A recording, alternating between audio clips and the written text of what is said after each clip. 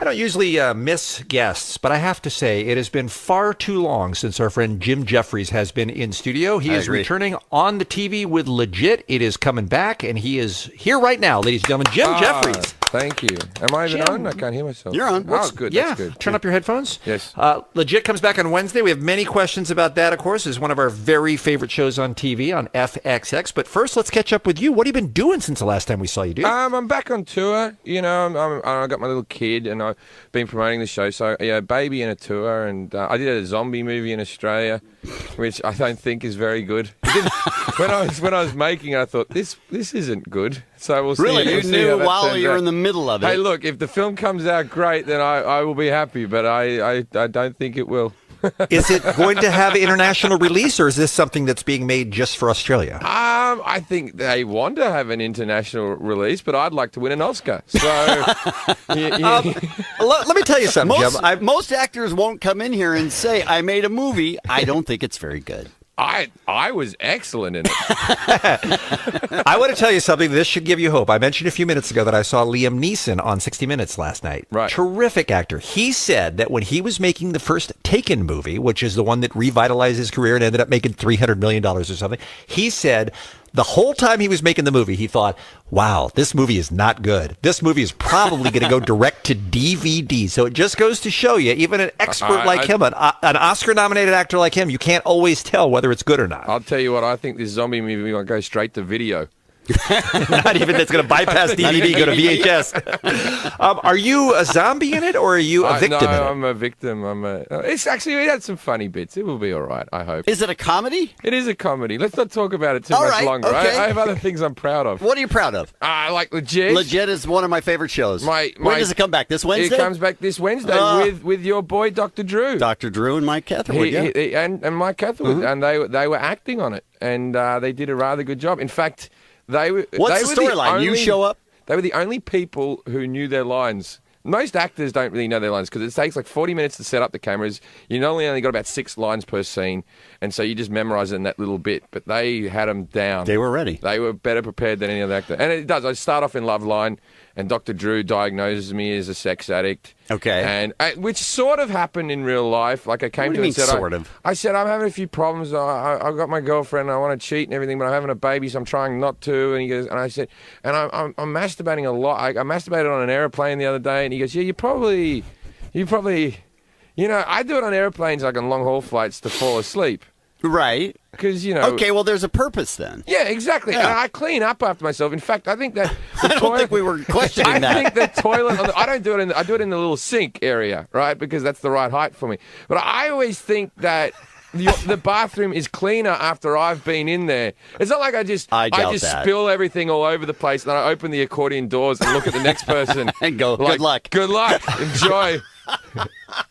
So you're wiping it down. You're a very conscientious airplane masturbator. I'm sure if you had one of those special blue lights, the room would look a lot worse afterwards. But to the naked eye, it is cleaner.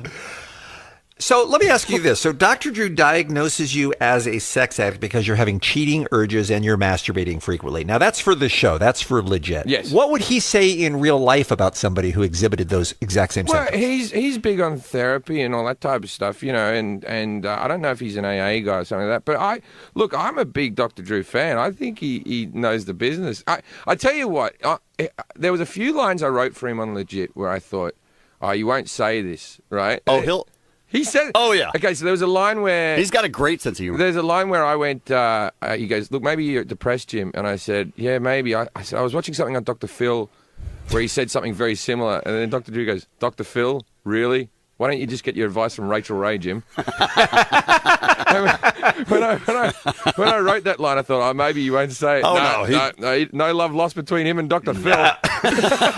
What about our friend Mike, who, by the way, was just here talking about Legit on Friday? He was in here. And is he too pretty to be a good actor? Because it seems like he wouldn't care enough to try hard. This is the problem, is because Mike's a radio guy, I think many people don't know how pretty he is. Right. You know, he's ridiculously handsome. And I even had girls on set when we brought him in, they're going, oh, so we just got an actor to play Mike.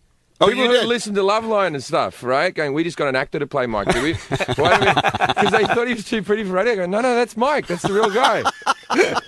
And like he always goes on how he used to be an addict. For a guy who took a lot of drugs, geez, he has nice teeth. He does. He does. And he You're reckons right. he hasn't done anything to him. I have 2 cigarettes and I look like Fagin from Oliver.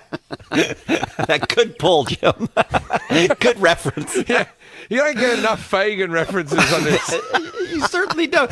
So were you concerned when you were writing this episode or co-writing this episode that you were giving too much of the heavy lifting to non-actors and that was going to be a tough shoot for you? No, look, acting's easy, right? Let's be honest. You're a non-actor. I'm a non-actor. They let me do it. That's true. That's a good point. And it's not hard. And they were playing themselves, and they did a great. But we got some cool guest stars on this, and we got Carrie Fisher. Really? Is coming on, and that's wonderful just to sit with. And when you sit with Carrie Fisher for long enough, and I was with her for 2 days because we did our scenes together. You go, don't mention Star Wars, don't mention Star Wars. That's what your brain is. That must drive her crazy. Don't mention Star Wars. And then, like, she can see it on your face. Because I'm a kid. I was born when Star Wars was made. Like, right. And then she just went, well, I'm going off to London to film the new Star Wars. And I'm like, really? Oh, I didn't know that. Oh, you were in Star Wars? There's a new one being made. Oh, how about that? And she says she's going to be in it for 6 months, which means that she's no small part in this new Star Wars. 6 months? Yeah, 6 months in London they're filming. Wow, that's interesting. So, and we got George Lazenby plays my dad.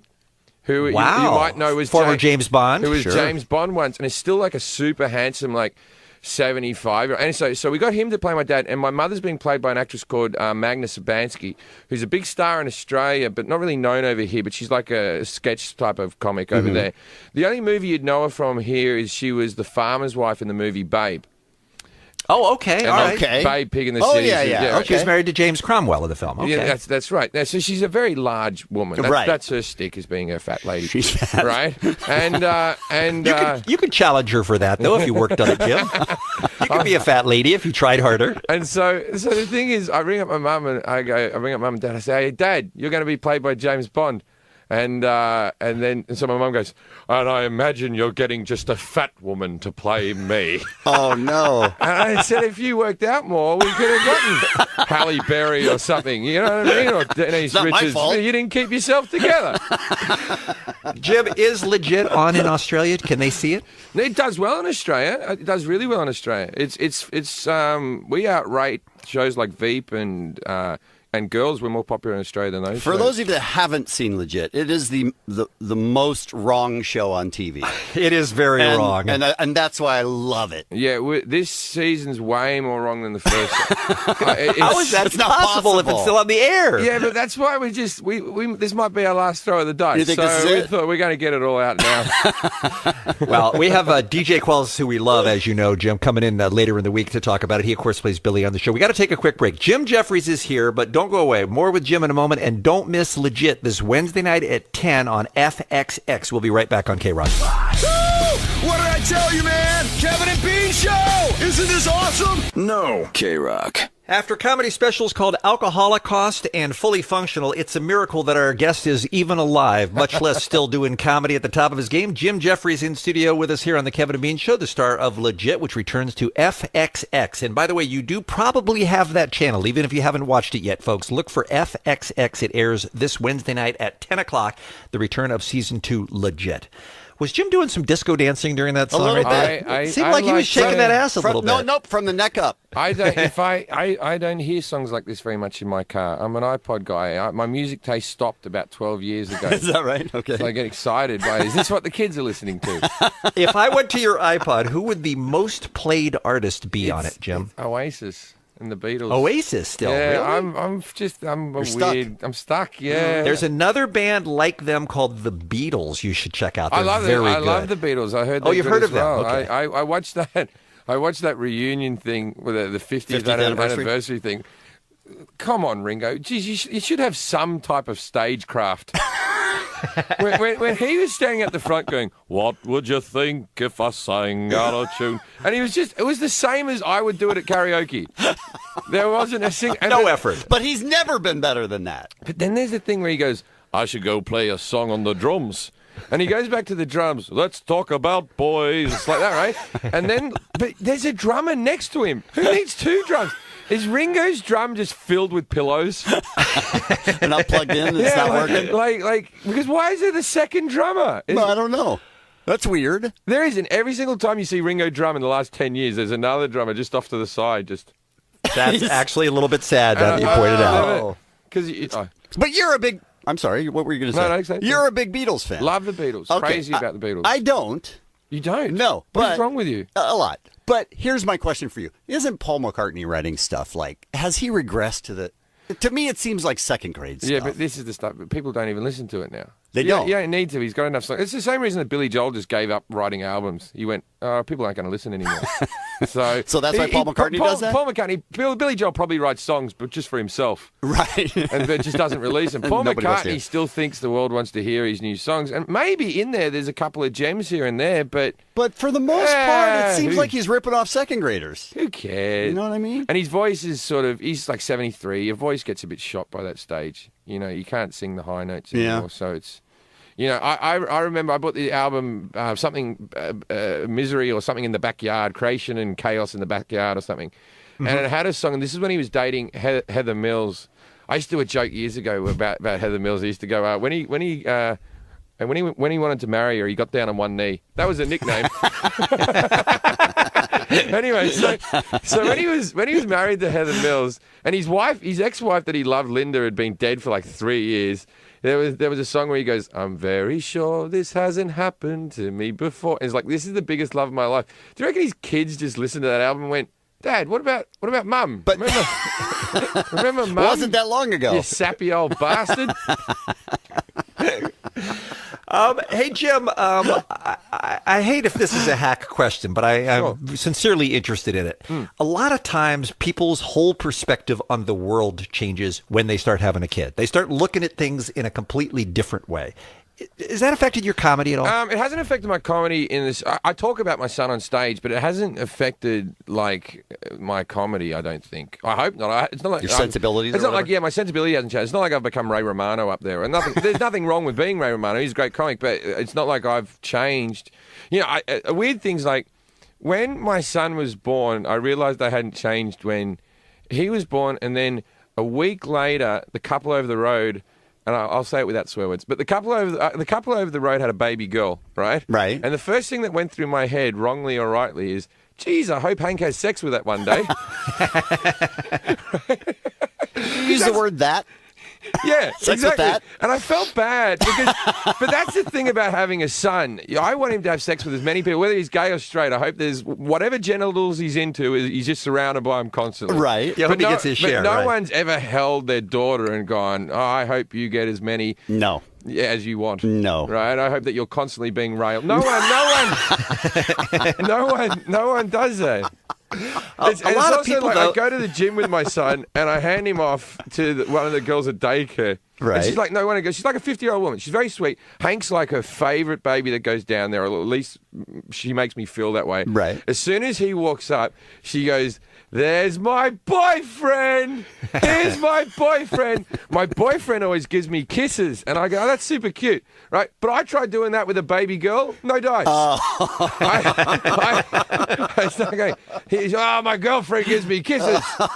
No dice. Doesn't work. By the way, Hank, classic old school manly name. I Well like it. done on that, sir. His middle Is it name's- Henry? No, he's just It's Hank. He's All just right. Hank. Hank is awesome. He's actually named after my girlfriend's father, who was Henricus, who was a Dutch guy, and they called him Hank when he moved over here. Oh, okay. Henricus. Yeah, but we just call him the American spelling Hank. And his middle name's Lennon because I like the Beatles. Okay. And I think Hank's a tough guy's name. It is. No, it's good. I It's always good. think Hank Jefferies, and I think if I was a girl, would I sleep with that? I'm like, yeah, I would. That's Sure. the main concern Yeah. when you're naming your He son. sounds like a guy who could fix things, Hank Jeffries. Yeah. Like if you had a problem, he'd come over, but you couldn't have, he'd move a couch for you, but don't take the piss. How are you as a father compared to how you thought you'd be before you had a kid? Well, the father. You seem like you'd be a bad father. The fathering hasn't started yet, though. Oh, okay. The only thing we've got at the moment is keeping him clean and making sure he doesn't kill himself. Suicide Okay. watch is the first. That's an interesting way to look at 15 months. You know what I mean? Because it's put that down. Don't put that in there. Right. That's all it is. Okay. And so there's no real. hey, when you're a man, How do you think you're going to be at that? Well, I think I'll personally be great at it, but I think my back catalogue of stand-up will ruin anything I have to say. Yeah, he'll be able to see it. Because how am I going to say to my son, hey, don't take drugs? And there is so many times that I have been on stage, it's been recorded, where I've gone, I take drugs. Right. And then, like, how many times am I going to go, wow, you have to respect women? How am I going to say that to him? Like, I think you should respect women, and I You're only not. say misogynistic things on stage as a joke, but Right. I don't have a leg to stand on with this you kid. don't. I hope your wife is strong. If there's Well, you can any take a silver punch. lining, though, Jim, it's that by time he gets old enough to have those conversations, he'll be having them with his new stepfather. So you'll be out of the picture by then. That's true. Exactly. I'll probably be dead by then. Yeah.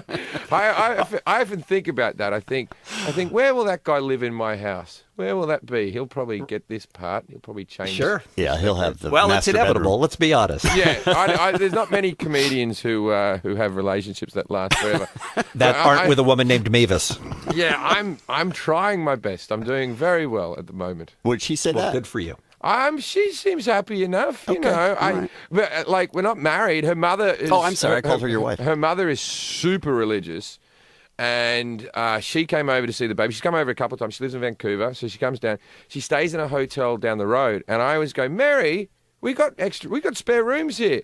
If you want to stay, come and stay. You're more than welcome to stay. And she goes, I will not stay in this house whilst you two aren't married. And I'm like, more incentive not to get married. You know what I'm saying? That is kind of a weird guaranteeing attitude it. for people who are living together and have a child together. I mean, Yeah, that's don't weird that threaten me, Mary. like Hank is the youngest of 33 grandchildren for this lady. Oh, she had my 7 God. kids. My girlfriend has a sister who had 11 kids. Oh my! Oh my Right. God! Are you kidding Yeah, me? it's just 33 of them, and Hank is the only illegitimate bastard in the whole lot, right? Oh wow! And she mentioned that to me. She goes, out of 33, he's the only bastard out of the whole group. And I said, and the richest. You know, you got to put everything in context. I go, I know you're super religious. 1 in 10 people are gay, right? So there's 3 closeted homosexuals at least in that group that you'd be frowning upon. 1 in 100 people are a sociopath. So there's a 1 in 3 chance that one of them's a sociopath. So let's leave this little bastard alone. He's not doing too bad. Unless he's all those things and a bastard. I can't believe she wants you to marry her daughter when you talk to her like that. That's crazy. Well, you know, you impregnate the people. They get on board, you know. Exactly. I love that you're calling your son a bastard. That's what I love about you, Jim. That's so cute. My mother said because Kate was pregnant during the first season of Legit, and my mother said, what is the name of your television program? And I said, it's called Legit. And she goes, how can you call it legit when your child is illegitimate? No, she did. She did. And I went, kidding? Mum. And she went, I can't be the only one that thinks that. And I'm like, I think you are. I think you're the only person could who be has the only drawn one. that parallel where you've gone, the show's called Legit, the child's illegitimate. That must be what everyone's thinking. I'll tell you a story of my parents. I went and did a gig in Canberra. And I was doing a gig where I was doing this movie, and I was sitting there, and I was in the bar before the gig. So everyone in the audience is about to see me. I'm there with my parents. My mother's talking about how my father's an asshole, vice versa. And my father goes, my mother goes, I just want to have my pension, their social welfare that they have in Australia for elderly. He goes, I just want my pension. Your father can have his pension. We'll pay the bills, and then we can spend the rest of our money on what we want. And I said, Mum, you know you can't do that, because my mother ran about 100 grand's worth of credit card debt over her life, right? Ooh. She has a shopping addiction. Now that she's not very mobile, it's all on the internet, just stuff being brought into the house, right? And she's a bit of a hoarder. So I said, Mum, you know you can't do that, because you're not responsible with money, and you'll just buy stuff, and you got to live off this cash now. And then she said, I'm not the one who spends all the money now. And I said, oh, okay, fine. She goes, my father goes, tell him what you spend your money on. I said, everything's fine. Let's just shut up. Let's just shut up. And then You started it. Yeah, and then she goes, your father gets prostitutes. And I went, oh God. Wow. Oh, no. Wow. And then Did you high-five him? And then I'm just saying, they go, okay, because my fans are sitting around. and I'm there going, can we just shut up now, please? Can we all just shut up? And then she goes, every Wednesday he gets himself a prostitute. And my father does this. He goes, oh, come on. It's not every Wednesday. That has got to be the most awkward family conversation I've ever heard someone have with his parents. That's unbelievable, Jim. I'm 37, just going, why? What? No. And I appreciate that they acknowledge they haven't had sex with each other for 30 years. So I'm okay. I'm cool with him doing. Just but don't in tell front me. of all your fans. Just shut up. Just shut up. Right. And you kind of used that the hoarding thing into a storyline last year with Billy's mom on the show, right? Well, all female characters are based on my mother, really. The problem with my show is that sometimes reviewers pick up with is that we're not super nice to women. But if you watch the show... Yeah, but you're not super nice to anyone. We're not super nice to anybody. No. Yeah, no, we're not super nice to men. The men fall down. Right. And also, you'll see me pick up a nice-looking girl in the show, but... Inevitably, it will always be that I get dumped by that girl. She'll decide I'm a loser. It's never like these girls are still pining for me afterwards or anything like that. But women, because it's not science fiction. Come on, let's be honest. Yeah, women in my show are either really like banshee-esque women who are always yelling at you, or they are angels. They are angels sent from heaven. There's not a woman who's just slightly in between. They're angel hookers, though. Well, I'd say we have some hookers in this season. Oh, you do? We go because wasn't that the pilot? The pilot, but this year we go to a rub and tug parlour with John Ratzenberg, George Lazenby, so Cliff Clavin and James Bond, and Billy and Steve. So the five of us go, and we all get a rub and tug in a massage parlour, and it's got very thin walls, and we can hear hear our parents getting that type of stuff. Right? So to do that, we had to get 5 Asian girls to play it. Now, may I say, after casting TV shows, I feel sorry for Asian actors and actresses. Really? There's only 2 jobs they get in acting. They get prostitute or rocket scientist. No one is just an average achiever. Yeah, but it's martial arts. It's always an overachiever. Okay, someone who's super excellent at something, That's right. Or someone who's just wasted their life. Why can't you just be the lazy roommate who sits on the couch and eats ramen? Right? That's what you're asking. Exactly. Why can't you just be the guy that works in the shop who's super nice, who sells you whatever, but not in TV? They've either got to be doctors or prostitutes. Oh, Jim, you have so many thoughts rattling around in your pretty little head. Well, the thing is, that's why your TV show is so good. So we had these girls that came in. They're all very pretty girls. They all came in for the wardrobe fitting the day before. And then I saw this one Asian girl, and she was walking around, and I saw her, and I said, "Hello, you must be one of the prostitutes we ordered." And she said, "No, I'm from film school. I came down here to watch the production." And I went, "Oh, sorry. I just stereotyped actresses that look like you." But Jim, we are out of time. I'm so sorry, my friend. But let me give all the information again. A bunch of stuff going on in the great Jim Jefferies world, including Season 2 of Legit debuting on FXX this Wednesday night. It's the special Love Line episode with Dr. Drew and Mike Catherwood. It sounds awesome at 10 o'clock on FXX. And by the way, Jim is coming to town at Club Nokia also. That's on Saturday, March 29th. Tickets are available now through AXS.com. If you want to buy that, that's going to be, again, March 29th at Club Nokia. We'll see you again soon. Thanks so much for coming in. All right. Thanks, guys. The Kevin and Bean Show isn't for honor students. It's where dum-dums learn to make ice. K-Rock. I am a little uncomfortable talking about Ronda's package, but okay, if that's where we're at, if that's the way this interview is going to go. Ladies and gentlemen, she is back on the Kevin and Bean Show. We could not be more delighted to welcome the UFC Women's Bantamweight Champion, Rowdy Ronda Rousey, here on the Kevin and Bean Show. Thank How are you, my dear? I'm good. I'm good. The last time we had you in was just before you coached in The Ultimate Fighter.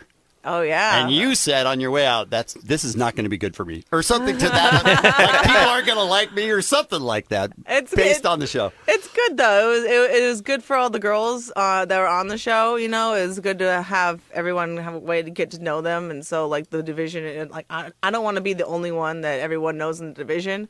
And when I do eventually leave someday, I really don't want people to miss me that much, you know, because most people think the opposite. Well, no, it can't be like that. It can't be like, oh, when I leave, people are like, oh, well, Ronda's gone. I'm not going to watch the girls' fights anymore. Right. I mean, I need it to be more like Mike Tyson, and like, you know, the boxing world is pretty much like good riddance when he left, and now everyone appreciates what he really done and treats him like the legend that he is, you know. And if I leave and everyone's like, well, screw that women's fighting thing, I mean, that's terrible, you know. I don't want it to be like that. I think that's a legitimate concern, but I mean, your impact has been so great that there are lots of women coming up behind you who want to be the next Ronda Rousey. So I don't think you have to. I think your place is secure, and I think the sport is going to be fine with women, thanks to you and, you know, other trailblazers like you.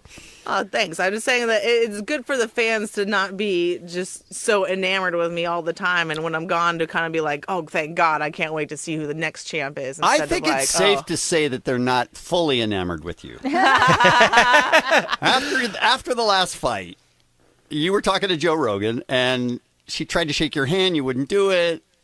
Everybody started booing. What does that feel like?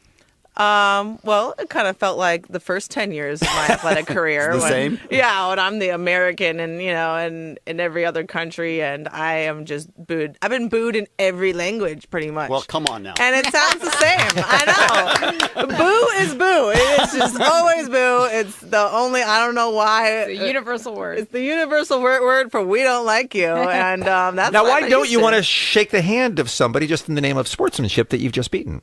Look, I commended her for her sports and everything she did as a sportswoman and everything. But as a person, I think she's just a terrible human being. And until she really apologizes to the people close to me that she's wrong, then she doesn't deserve a handshake from me. My handshake means something. I don't just give it out like Skittles. So she wasn't just talking about you. She was talking about your family, and that made you mad. And she's not going to take it back. That's it. Yeah. I mean, you she's dead to you gotta apologize first, man. You can't just be like, oh, that didn't happen. Da, da, da. Like, no, it still means something. Now, Sorry. most of us, I know if I'm standing there and everybody's booing me, I think, what did I did something wrong.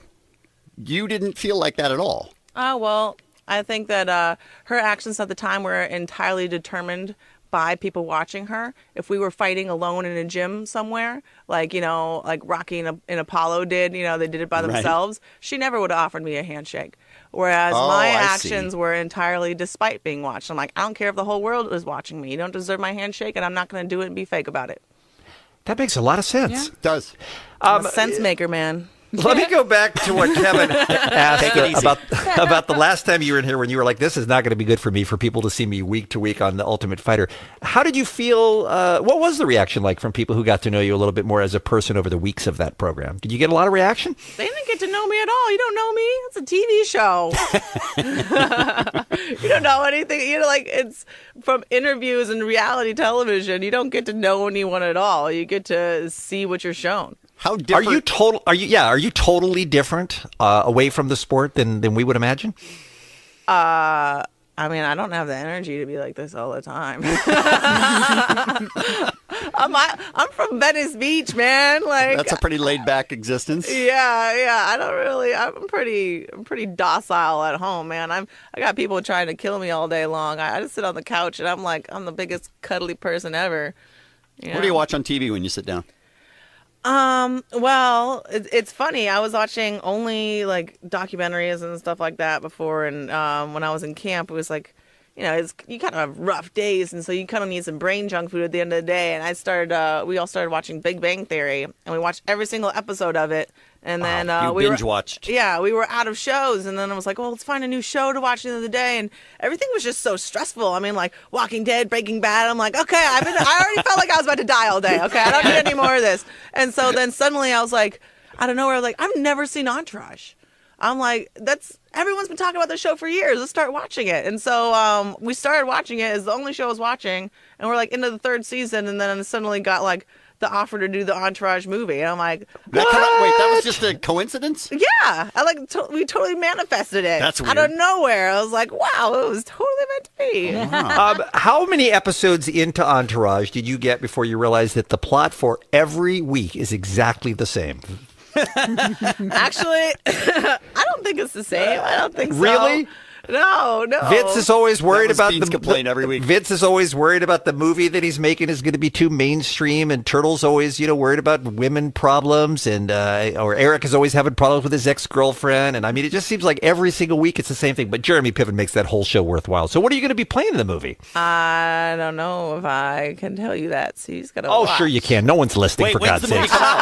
When does the movie come out? I don't know. I know it starts. I film in the middle of March. Oh, so it's a long ways off. No one will remember. You guys are good, but you're not that good. You are really setting yourself up for quite the movie career. I mean, is that going to be your plan? Is to be an actress after you're done with UFC? I don't know, but I'd like to have options. I Sure. mean, after the Olympics, I didn't set any options up for myself, and then I realized that I had an Olympic medal, no work experience, no education, and I was like, what am I going to do? Now, you retired, right? Or after the Olympics, or no? After I'm just- after yeah. the 2008 Olympics, I retired, and I was a bartender. I mean, a lot of good. The Olympics did me. I mean, I got one job as a cocktail waitress at the Cork on Crenshaw and Adams because I could fight. That was pretty Good. much the only time. The only time Olympic medal helped me out with a job. So then you thought, I'm going to get back into fighting. Yeah. So and now that I've learned that lesson that I'm in fighting. I mean, it's a well-known fact that you have a short shelf life in MMA, and it would be dumb for me to neglect not looking to give myself as many options as possible for. Yeah, because you got another 60 years to live or something when you're done. So that's why Expendables and Fast and Furious and Entourage. I mean, that's all gravy at this point, right? It's not gravy, but I mean, it's cool. I don't know. I like. It's way cool, Ronda. It is really cool. Isn't it? It's way cool. No, it's Trying to be so cool. laid back. It's pretty cool. I know, but I can't. I try not to focus on it at all. Really, it's like I have this chick to fight on the 22nd, and it's That's just like a week from Saturday. yeah, and like there is no Hollywood stuff unless I am winning these fights, and so everything is dependent on this, and I really try not to focus on it at all. Like I'm really not even like allowed to talk about it that much. Like if I mention movies in the gym or like anything like that, like ooh, I'm in trouble. You get your pee-pee smacked. I don't know how you get That's an punished, expression, but- by the way. Yeah, I'm not what's going suggesting on? Ronda has a pee-pee. I'm just saying it's an expression. Somebody yells at you. Being a lot, and that's why he's all left up. All right, let us allow us, if you would, to just take a very, very quick break and come right back with Ronda Rousey in studio here on the Kevin Bean Show, because we have many questions we want to ask you about the upcoming weekend. A week from tomorrow night, Mandalay Bay Event Center in Las Vegas, airing on pay-per-view starting at 7 o'clock. It's UFC 170, and your fight is the co-headlining fight. And there's been my fight's the main event, man. Do your fight is the main event, is what I meant to say. That's what he meant.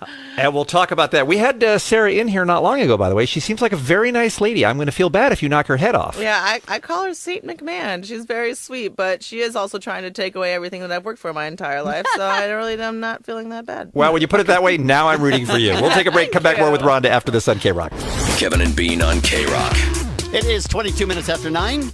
UFC Women's Bantamweight Champion Ronda Rousey in studio with us here on the Kevin and Bean Show. You can see her live and in person a week from Saturday night. That's going to be at the Mandalay Bay Events Center in Las Vegas. Tickets available now through Ticketmaster.com and MGMGrand.com.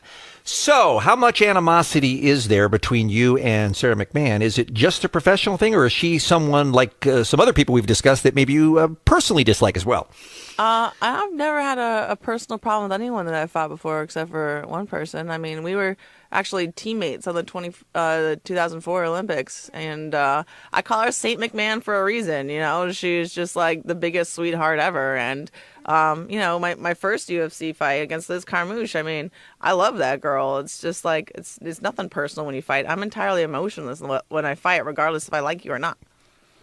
What do you think? What do you see as her biggest skills? Like, what are you most concerned about, if anything? I think that she's just a really high-level athlete. She's an Olympian, and she's a great wrestler, and that's really the most of what I see brought to the table. I mean, it's much different if you're fighting someone who casually came upon MMA as opposed to someone who has been, training to be the best in the world for their whole lives and then switched over into MMA and applied those same skills there.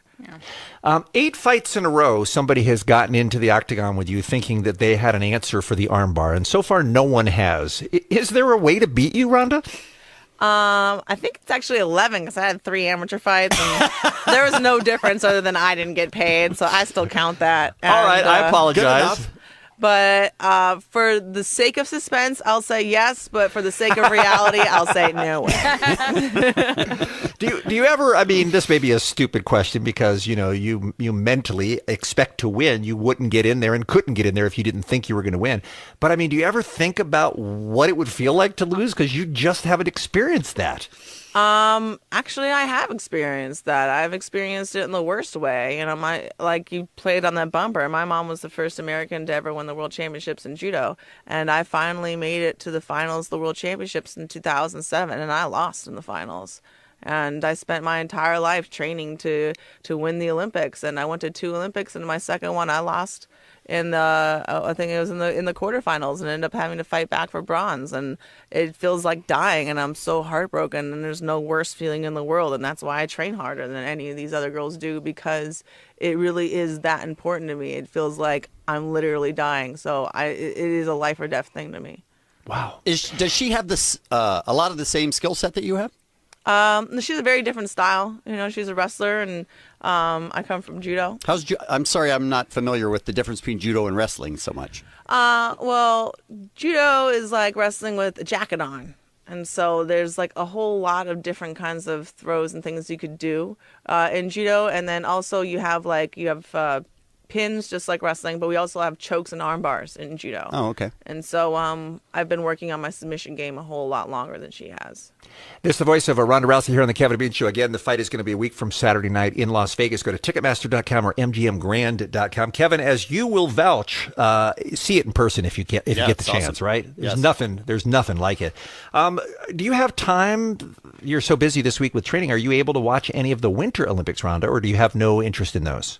I do have a great interest in the Olympics, but I haven't been able to watch really anything at all. We keep hearing these stories about, especially that story that came out this week about how popular Tinder is at this year's games, the 2014 games, because all the athletes are young and hot and horny and all living next to each other. Can you tell me a little bit about what it's like to live in that Olympic village when you're an athlete? Ooh, all right. Well, when we first get there, it's like everyone has been training their whole lives, and it's so important. Oh my God, you're so focused. And then as every day goes on, there's more and more people that are done. They finished with their experience, finished whatever it is. with their whole life of work is just over, and they're sitting in the village they don't have to pay anything. They eat for free. There's a lot of beer sponsors that open up clubs and stuff all over the place where you drink for free. All right. And there's all the most finely tuned athletic machine, fit people in the whole world sitting around that suddenly have a lot of steam to blow off and nothing to do. Either they're super, super celebrating and drunk, or they're super, super depressed and drunk, and they're all looking for a whole month to kill. And so just look at the difference between the opening ceremonies and the closing ceremonies. Everyone's super proper and in their suit and have their whatever beret or whatever retarded kind of outfit they have them wear, strolling in, holding their little camera phones up, even though everyone's told not to have a camera. Everyone busts it out the second they walk in. And then watch the closing ceremonies where there's people wasted, having, people on top of their shoulders, stumbling around. I mean, they only have close-ups during the opening, during the closing, wide shots. Long shots. Yeah, Oh, look how at about the team that? go. It's just like that. Yeah, And you got- everyone's that hammered sounds at the fun. closing ceremonies. Yeah. That's awesome. And you've got all these, like you mentioned, they're incredibly fit people, young people your age who you already have a lot in common with. And they're exotic. I mean, you have your pick of anyone around the world. You want that hot Argentine guy or that hot Brazilian girl or the German or whatever. They're all there for the picking. Yeah, so there's just a lot of they promote condoms too, because I think that's how pandemics spread. Is you bring all these people from all the corners of the world, and you're like, hey, would you like that Panama strain of syphilis? Yeah, I got that for you. That's why they had to quarantine Bob Costas. That's right. With his Because he was janky spreading eye. everything to everybody. I can't imagine. There's probably nothing like that kind of camaraderie that you have in an Olympic Village, I imagine. But do you have a lot of close friends in UFC? Is there any kind of equivalent at all to that? Yeah, actually, I live with some of the girls that are in my division. There's some of my best friends, and we even talk about when we fight someday, what our fight posters will say, and what we will say in the interviews, and try and mess with each other. And it's just like we have. If you think about it, the person you're in the cage with is who you have the most common with of anyone else in the world. You guys are I guess that fighting makes sense. because the same thing is just as important to both of you. And so, I'm really close with other people that I fight against, or they're just fighters too, and yeah. What's your energy like in this week leading up to next week? It seems like, to me, if I was in that position, I would just want it to be here so I could Yeah. get in the ring. I'm totally like, especially since I started this camp in shape, you know, it wasn't like the last fight I came back from doing all these movies and stuff and I had to get into shape. Like it totally was like, you know, the montage of like every day you see a little improvement, you know, like just like that. And this fight I just started, I was already just in shape from the last one. And so I've been really impatient for this fight from the very beginning, which is because I pretty much came out of last fight unscathed. I didn't have a single bruise on me. Right. So. Like if you could have had that last fight a week, you know, after the last fight, if you could have fought this one a week later, you would have been happy, right? I would have fought it that night, to be honest. That's what you need is to start doing double headers. Yeah, exactly. I was like, I'll double it up in a night. I mean, in judo, I would fight 7 times in a day, and I would weigh in that morning. You know, that's the format that I'm used to. And usually my first match was my worst one. And so, you know, I had 2.5 rounds pretty much down. That means I had, you know, 4.5 left in me. Right. So why not? 2.5 is a long fight for you, though. Yeah, I guess so. The longest one yet. Yeah. How about when it's in Las Vegas versus another location? Does that make any difference to you at all? Are you at all distracted by everything that city has to offer? No, it actually makes it a lot easier because the hotel and the venue are in the same building. And so it's like I pretty much walk down from my hotel room into the venue and then I fight and then I'll walk right back up. So it's like really not really any distractions at all, except for all the people that I run into, and you know, like on the way down. But I mean, that's pretty much anywhere. It saves me a bus ride, so saves her a bus ride. Yeah. All right. What's the after party like? My after party is buffalo wings and like either apple pie a la mode or brownie a la mode. I need some sort of dessert with conflicting temperatures. Yes. No, it has to be buffalo wings. Like, okay. It has to be. And I had such unsatisfactory buffalo wings after my last fight. That hurts. Oh, that's sad to hear. Someone took me to like a fancy restaurant and gave me some fancy buffalo wings. It was like, no, I want some where the place is like, it's like a B-rated restaurant, you know. Maybe C. Yeah, exactly. I want something like that where it's like, I hope this hot sauce is hot enough to kill whatever it is might have fallen in it. That's the kind of buffalo wing I want. And so I'm going to find somewhere just off the strip next time. That's what I'm doing. I love this woman so much. Me too.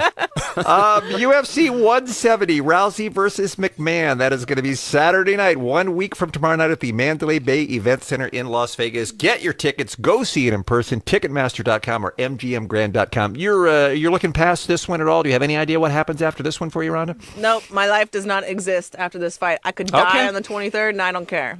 Okay. Well, we'd care. We don't want you to die on the Oh, no, thank don't you. die. That's cool. Sweet. I know that we'll see you again soon, but you're filming the Entourage movie in March. You've got Expendables 3 coming out in August. You've got Fast and Furious 7. That's not coming out to the following year. And then hopefully lots of good stuff after that. Great to see you again, Rhonda. Thanks so much for the time. We really enjoyed it. Nice to figuratively see you, too. It's the Kevin and Bean Show. It's pronounced poo. K-Rock. Hey, Ronda Rousey was fun, right? She's a good time. She's the best. Sad to see her